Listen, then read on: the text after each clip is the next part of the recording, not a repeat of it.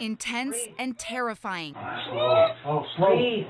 These are the attacks that woke Casey Szymanski and his parents from sleep multiple times a night for weeks. I've never seen anything like it. So for us, it was just fear. I mean, I feared I was going to lose him. I didn't know if he'd get his next breath.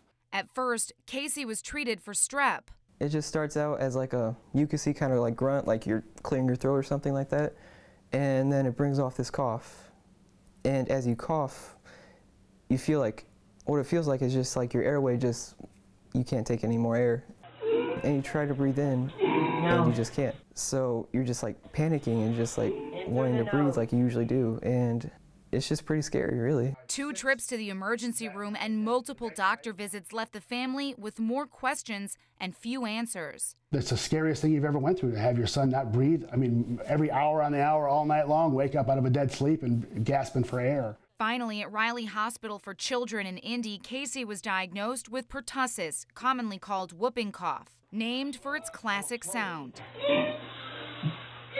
It's something the family never suspected because Casey was vaccinated for it as a baby and had a booster 3 years ago.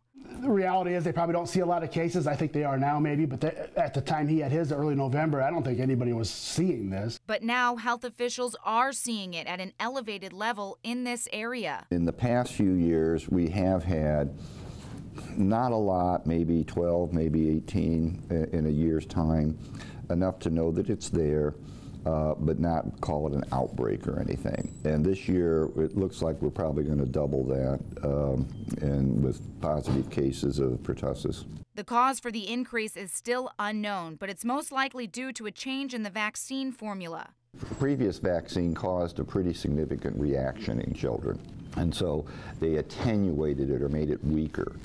And this is an unintended side effect. So what should families do to prevent the illness? More frequent vaccinations. They're still doing research, but according to the Center for Disease Control, babies under 18 months need 4 shots. Kids should have a Tdap around age 10 with a booster every 5 years, and adults 19 and older need a booster every 10 years. We now know that it is about a 4 to 5 year immunity, and so 7 to 12-year-olds are getting it, and then there's a high school loop.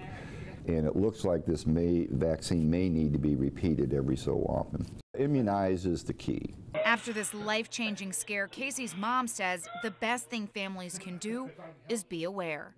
The thing that I remember most, when he asked me, after these episodes, he said, "Mom, can you fix me? Just fix me." And that helplessness was really hard because we didn't know what was wrong with him. Kate Chappell, News Center 16.